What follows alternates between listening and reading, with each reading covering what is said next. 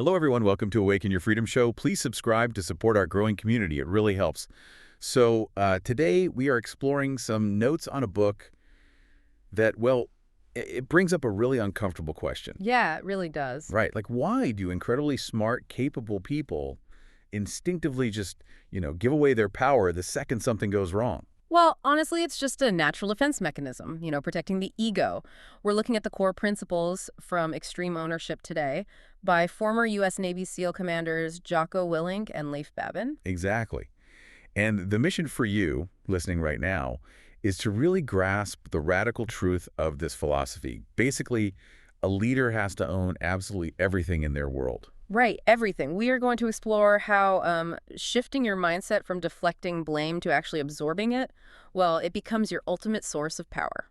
So let's look at, like, a standard corporate disaster, right? Say a massive work project completely misses its deadline and just fails. Oh, yeah, we see that all the time. Exactly. And the default response for a manager is usually to blame the team's poor execution or maybe a shrinking budget or a vendor delay. Yeah, always pointing the finger somewhere else. Right.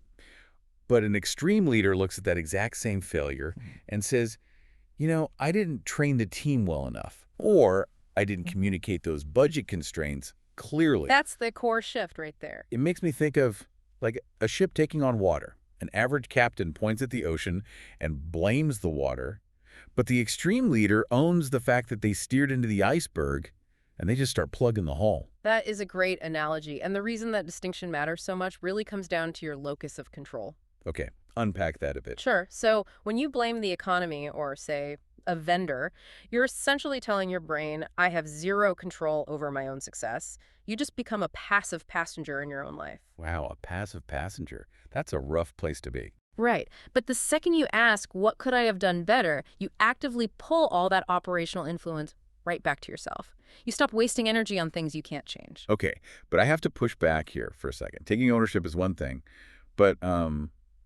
what if a team is just fundamentally bad? I mean, you can't lead a team with zero talent to a championship just by owning their failures, right?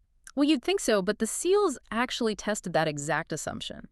The source notes detail this incredible training scenario with boat crews. Oh, the boat racing one. Exactly, racing through brutal conditions. One crew was consistently coming in last, failing every single metric. So the instructors took the leader of the winningest boat crew and just swapped him with the leader of the failing crew. So it's the exact same underperforming crew, but just with the top guy in charge now. Yep. And they almost immediately started winning races. Wait, really? Just from swapping the leader? Yeah. The new leader didn't suddenly inject talent into those guys. He just stopped tolerating excuses. He demanded standard operating procedures and created instant clarity on the mission. So the failure wasn't a lack of ability. Exactly. It was a lack of belief and clear direction from the top. That directly mirrors the business world. You see struggling corporate departments that are just known for being toxic or incompetent. Oh, all the time. Then one new manager steps in, and within a single quarter, the entire culture transforms.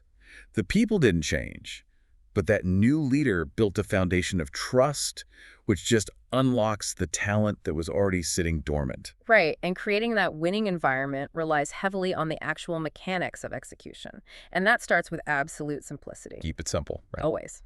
When a plan is complex, it requires constant, perfect communication to execute. In a high-stress environment, whether that's a boardroom crisis or a volatile market, those communication lines will break down. Cognitive overload just hits everyone. Exactly. A simple plan ensures everyone still knows their job, even when everything gets completely chaotic. Which sets up the next principle, decentralized command. If the plan is simple enough to be deeply understood by everyone, you don't actually need to micromanage. Yes, exactly. You give the team the why and the what, and you just let them figure out the how. And that is the actual mechanism behind companies that scale rapidly. Massive tech firms don't succeed by having executives approve every single minor decision. Right, that would just create a massive bottleneck. Exactly. They provide the overarching intent. When the teams at the bottom truly understand that ultimate goal, they can make immediate localized decisions without waiting for approval from the top. That individual ownership creates phenomenal speed. Which ties into, honestly, the most counterintuitive concept in these notes. Discipline equals freedom. I love that one. It sounds like a total contradiction.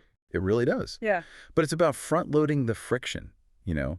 An entrepreneur who builds rigid, disciplined systems today Yeah. is really just buying themselves the freedom to step away from the business tomorrow. Right. Or an athlete who enforces a brutal training regimen. They do that so they can perform effortlessly without even thinking during the actual game. Yeah, that makes total sense. And, this entire philosophy scales right down to you, the listener. Exactly. True power doesn't come from a job title. It comes from deeply wanting the responsibility for your outcomes, Mm. whether you're looking at your physical health, your relationships, or your financial trajectory. Just stop waiting for the perfect circumstances. Yeah. Owning your reality makes you incredibly resilient. So, here's a final thought to mull over. The next time something goes wrong in your life, catch yourself before you start looking for a scapegoat. Stop asking, who messed this up? And ask, what could I have done better? To close, please don't forget to subscribe on your favorite platform, YouTube, Apple Podcasts, Amazon Music, or Spotify, to stay sharp and never miss a drop of knowledge that could change your financial life. Thank you.